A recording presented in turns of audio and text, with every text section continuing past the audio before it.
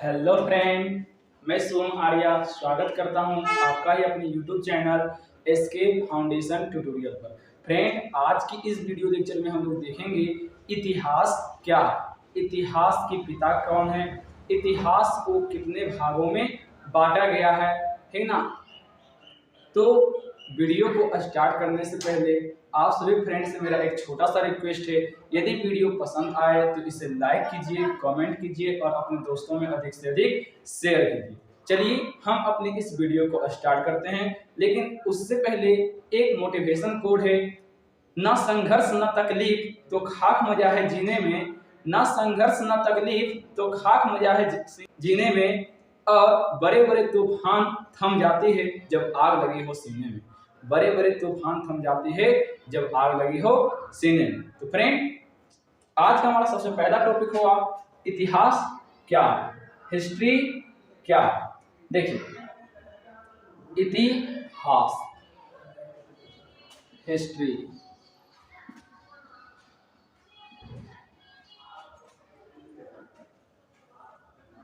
तो इतिहास क्या है? अतीत में बीते हुए है ना जो भी घटना है वो सभी का सभी इतिहास है। ये कहना उचित नहीं है ना, ये कहना उचित नहीं। अतीत में बीते हुए घटनाएं जो हमारे लिए महत्वपूर्ण हैं उसी का अध्ययन इतिहास कहलाता है। अतीत में घटने वाले हुए सभी घटनाएं जो हमारे जीवन के लिए महत्वपूर्ण हैं उसी को हम लोग इतिहास कहते हैं। उसके अलावा बहुत सारे घटना हमारे जीवन में घटित होते हैं, लेकिन इन सभी घटनाओं में जो घटना हमारे लिए क्या होगा, महत्वपूर्ण होगा, उसी को हम लोग इतिहास कहेंगे, अन्यथा नहीं। तो आई होप यू आप लोग समझ गए होंगे इतिहास क्या है। अतीत में घटने वाले हुए प्रत्येक घटनाएं जो हमारे जीवन के लिए महत्वपूर्ण है उसे क्या कहते हैं, इतिहास कहते हैं। उसे क्या कहते हैं, इतिहास कहते हैं। यानी जैसे हम एग्जाम्पल देखते हैं तो एग्जाम्पल फ्रांस की क्रांति आप ले लीजिए, है ना। फ्रांस की क्रांति, फ्रांस की क्रांति है ना। फ्रांस की क्रांति कब हुई थी? तो 1789 ईस्वी में हुआ था फ्रांस की क्रांति। अब ये फ्रांस की क्रांति हमारे लिए इतिहास होगा। इतिहास कैसे होगा? क्योंकि फ्रांस की क्रांति वो सबसे पहली क्रांति है जिन्होंने लोकतंत्र की नींव को, लोकतंत्र का क्या डाला, नींव डाला। और लोकतंत्र को यदि अच्छे तरीका से समझना है तो हम फ्रांस की क्रांति को समझ जाएंगे तो लोकतंत्र का मतलब भी हम लोग को अच्छा से समझ में आ जाएगा, और इससे हम लोग को क्या है, कुछ सीखने को मिल रहा है। तो ये क्या है, इतिहास है। ठीक, दूसरा एग्जाम्पल आपकी तरफ लेते हैं। तो दूसरा एग्जाम्पल लीजिए, जैसे रूस की क्रांति है ना। रूस की क्रांति, रूस की क्रांति जो है, रूस की क्रांति 1917 ईस्वी में हुआ था, है ना। और ये जार निकोलस द्वितीय के समय में हुआ था, जार निकोलस द्वितीय के समय में। ठीक, तो इसका भी अध्ययन हम लोग करते हैं तो हम लोग को अच्छा से पता चलता है एक सही समाज क्या है ना। एक सही समाज को यदि चलाना है तो हम लोग को किस प्रकार से शासन व्यवस्था को चलाना चाहिए। तो इससे भी हम लोग को क्या है, कुछ ना कुछ सीख मिल रहा है। तो ये भी क्या है, हमारा इतिहास है। ये भी हमारा क्या है, इतिहास है। ये भी हमारा क्या है, इतिहास है। फिर आप ले लीजिए प्रथम विश्व युद्ध, प्रथम विश्व युद्ध, प्रथम विश्व युद्ध, और ले लीजिए द्वितीय विश्व युद्ध, है ना। ये भी वैसे घटनाएं हैं जिससे हम लोग को क्या है, कुछ ना कुछ सीख मिलती है। तो ये भी क्या है, इतिहास है। यानी हम कह सकते हैं, इसका डिफाइन कर सकते हैं इतिहास का, कि अतीत में गुजरे हुए महत्वपूर्ण घटनाएं, है ना, वे महत्वपूर्ण घटनाएं इतिहास कहलाती है। या दूसरे शब्द में हम बोल सकते हैं अतीत में गुजरे हुए प्रत्येक घटना जो हमारे जीवन के लिए महत्वपूर्ण है उसे क्या कहते हैं, इतिहास कहते हैं। अन्यथा और भी कोई घटना इतिहास नहीं होगा। ठीक, आप लोग समझ गए होंगे कि इतिहास क्या है। चलिए हम लोग समझते हैं इतिहास के पिता कौन है ना, इतिहास के पिता। तो नेक्स्ट टॉपिक हमारा क्या होगा, इतिहास के पिता, फादर ऑफ हिस्ट्री। इतिहास के पिता है ना, फादर ऑफ हिस्ट्री। देखिए, आप लोग को पता होगा कि इतिहास का जो पिता है ना वो हेरोडोटस को कहा जाता है। इतिहास का पिता किसको कहते हैं? हेरोडोटस को। लेकिन यदि आपसे कोई पूछ देगा कि आखिर इतिहास का पिता जो है हेरोडोटस को ही क्यों कहा जाता है, हम भी इतिहास पढ़ा रहे हैं, हमको भी इतिहास का पिता कहना चाहिए, लेकिन आखिर हेरोडोटस को ही इतिहास का पिता क्यों कहते हैं? तो सबसे पहले समझिए कि हेरोडोटस जो है यूनान का रहने वाला था। कहाँ का रहने वाला था? यूनान का रहने वाला था, है ना। और ये भारत जो है करीब 5वीं शताब्दी में आया था। कब आया था? 5वीं शताब्दी में आया था, यानी हम कह सकते हैं 450 के बाद, 450 ईस्वी के बाद ये आया था। कौन? हेरोडोटस भारत। और ये जो है इतिहास के बारे में, ठीक ना, ये जो है इतिहास के बारे में बहुत ही से अच्छे मतलब कि घटनाएं बताएं और इतिहास शब्द का प्रयोग सबसे पहले किया। और इन्होंने इतिहास से संबंधित प्रत्येक तथ्य को अपने एक पुस्तक हिस्टोरिका, है ना, किसमें? हिस्टोरिका, उनकी पुस्तक का नाम क्या था? हिस्टोरिका। इसी में क्या किए? मतलब कि प्रकाशन कर रहा हूं। और यही कारण है कि हम लोग इतिहास का पिता किसको कहते हैं? हेरोडोटस को कहते हैं। इतिहास का पिता किसको कहते हैं? हेरोडोटस को कहते हैं। एक चलिए ये हो गया, आप लोग समझ गए इतिहास के पिता हेरोडोटस को कहते हैं और क्यों कहते हैं। उसके बाद जो हमारा है भारतीय इतिहास का पिता, ठीक है ना, यदि संपूर्ण इतिहास के पिता को यदि हम लेते हैं तो वो हेरोडोटस है। लेकिन सिर्फ और सिर्फ भारतीय इतिहास का पिता हम लोग कहते हैं तो किसको कहते हैं? देखिए नेक्स्ट टॉपिक हमारा क्या होगा? भारतीय इतिहास के पिता। भारतीय इतिहास के पिता, फादर ऑफ इंडियन हिस्ट्री, ठीक ना, इसका इंग्लिश क्या होगा? फादर ऑफ इंडियन हिस्ट्री, भारतीय इतिहास का पिता।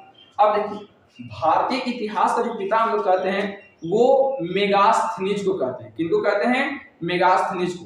क्यों कहते हैं समझिए। मेगास्थनीज भी जो है यूनान का एक दार्शनिक था। यूनान का हम लोग मेगास्थनीज को क्या कहते हैं? राजदूत कहते हैं। और मेगास्थनीज जो है वो चंद्रगुप्त मौर्य के दरबार में आया था। किसके दरबार में? चंद्रगुप्त मौर्य के दरबार में आया था। कौन? मेगास्थनीज। जब भारत में चंद्रगुप्त मौर्य का शासन था तो उस वक्त मेगास्थनीज भारत आया था और भारत के बारे में जो कुछ भी देखा, जो कुछ भी सुना, उन्होंने अपने एक पुस्तक किसमें? तो उन्होंने अपने एक पुस्तक इंडिका में, ठीक ना, किसमें? इंडिका में प्रकाशित करवाया। और इसलिए भारतीय इतिहास के पिता हम लोग किसको कहते हैं? तो मेगास्थनीज को कहते हैं। किसको कहते हैं? मेगास्थनीज। किसको कहते हैं? मेगास्थनीज को कहते हैं। मेगास्थनीज को कहते हैं, ठीक ना। चलो ये हो गया भारतीय इतिहास के पिता। तो अभी हम लोग क्या क्या समझे? इतिहास क्या है, इतिहास के पिता कौन है और भारतीय इतिहास के पिता कौन। चलिए अब हम लोग समझते हैं कि इतिहास को कितने भागों में बांटा गया है, ठीक ना। इतिहास को जो है कितने भागों में बांटा गया है। तो देखिए आप सभी से हम लोग पूछते हैं कि इतिहास के कितने भाग हैं, तो उसमें से करीब करीब 65 से 70% स्टूडेंट जवाब देगा, है ना, एकदम करेक्ट जवाब तो नहीं, लेकिन जवाब देगा वो इतिहास का क्या है? 3 भाग। लेकिन जब उससे पूछेंगे कौन कौन है तो डायरेक्ट बोलेगा प्राचीन काल, मध्यकाल और आधुनिक काल, जो कि क्या है? तर्क संगत नहीं है। कहने का मतलब हुआ गलत। इतिहास का 3 भाग है, ये सही है, लेकिन वो कौन कौन है तो देखिए कौन कौन है, ठीक ना। इतिहास का ये 3 भाग है वो सही है। कौन कौन है समझिए। पहला हमारा क्या है? पहला हमारा है प्राक ऐतिहासिक काल। क्या है पहला? प्राक ऐतिहासिक काल। प्राक ऐतिहासिक काल, ठीक ना। दूसरा जो हमारा है वो है आद्य ऐतिहासिक काल। क्या है? आद्य ऐतिहासिक काल, ठीक ना। दूसरा क्या है? आद्य ऐतिहासिक काल। और तीसरा जो हमारा है वो है ऐतिहासिक काल। वो क्या है? ऐतिहासिक काल, ठीक। अब प्राक ऐतिहासिक काल किसको कहेंगे, ठीक ना। आद्य ऐतिहासिक काल किसको कहते हैं और ऐतिहासिक काल किसको कहते हैं। और हम जो बोलते हैं कि इतिहास के 3 भाग है, प्राचीन काल, मध्यकाल, आधुनिक काल, तो वो इसी का भाग, ठीक ना, ऐतिहासिक काल का भाग। चलिए हम लोग उसका भी जिक्र करेंगे, लेकिन एक एक करके हम लोग पहला प्राक ऐतिहासिक काल, दूसरा आद ऐतिहासिक काल और तीसरा ऐतिहासिक काल के बारे में हम लोग समझते हैं, है ना। प्राक ऐतिहासिक काल किसे कहते हैं? तो इतिहास का वह भाग, है ना, इतिहास का वह भाग जिसमें कोई भी लिखित जानकारी हम लोग को प्राप्त नहीं होती, उसको हम लोग क्या कहते हैं? प्राक ऐतिहासिक काल कहते हैं। इतिहास का वह भाग जिसमें हम लोग को कोई भी क्या है, लिखित जानकारी प्राप्त नहीं होती है ना, उसको क्या कहते हैं? प्राक ऐतिहासिक काल कहते हैं। और एक आता है पाषाण का, ठीक ना, एक आता है पाषाण काल, जिसको हम लोग कहते हैं इंग्लिश में स्टोन एज। क्या कहते हैं इंग्लिश में? Stone age. तो प्राक ऐतिहासिक काल का ही भाग है क्या ये पाषाण काल, ठीक ना। प्राक ऐतिहासिक काल का ही भाग क्या है? पाषाण काल। पाषाण काल किसको कहते हैं? तो इतिहास का प्राक ऐतिहासिक काल का वह भाग जिसमें मानव जो है पत्थरों के औजार का प्रयोग करता था। किसका? पत्थरों के औजार का प्रयोग करता था, तो उसी को हम लोग कहते हैं क्या चीज? उसी को हम लोग कहते हैं पाषाण काल कहते हैं। पहले आप ये समझ गए होंगे कि प्राक ऐतिहासिक काल क्या है? इतिहास का वह भाग जिसमें हम लोग को कोई भी लिखित जानकारी प्राप्त नहीं होती है, उससे हम लोग कहते हैं प्राक ऐतिहासिक काल कहते हैं। दूसरा हमारा आता है आद ऐतिहासिक काल। आद ऐतिहासिक काल किसको कहते हैं? तो इतिहास का वह भाग जिसमें हम लोग को लिखित जानकारी तो प्राप्त होती है, जिसमें हम लोग को लिखित जानकारी तो प्राप्त होती है, लेकिन उसको हम पढ़ नहीं पाते, उसको हम पढ़ नहीं पाते। तो इतिहास का यह भाग क्या कहलाता है? आद ऐतिहासिक काल कहलाता है। इतिहास का यह भाग क्या कहलाता है? आद ऐतिहासिक काल कहलाता है। और सिंधु घाटी सभ्यता जो है वो आद ऐतिहासिक काल का है क्या है? भाग है। अभी हम लोग सभी का क्या करेंगे? एक एक करके डीप में अध्ययन करेंगे, ठीक ना। हम सिर्फ इसका डेफिनेशन बता रहे हैं, ठीक। और तीसरा क्या है? ऐतिहासिक काल। तो इतिहास का वह भाग, ठीक ना, इतिहास का वह भाग जिसमें हमें लिखित जानकारी प्राप्त होता है और जिससे हम लोग पढ़ भी सकते हैं, जिसको हम लोग पढ़ भी सकते हैं। तो इतिहास का वह भाग क्या कहलाता है? ऐतिहासिक काल कहलाता है। और हम जो बोलते हैं कि प्राचीन काल, मध्य काल, आधुनिक काल जो है वो इसी ऐतिहासिक काल के क्या है? भाग। इसी ऐतिहासिक काल के भाग क्या है? प्राचीन काल, मध्यकाल और आधुनिक काल, ठीक। तो आज की वीडियो में फ्रेंड बस इतना ही। यदि वीडियो आप लोग को पसंद आता है तो इसे लाइक कीजिए, कमेंट कीजिए और अपने दोस्तों में अधिक से अधिक शेयर कीजिए। तब तक के लिए धन्यवाद। जय हिंद, जय भारत। इसके आगे हम लोग नेक्स्ट वीडियो में पढ़ेंगे।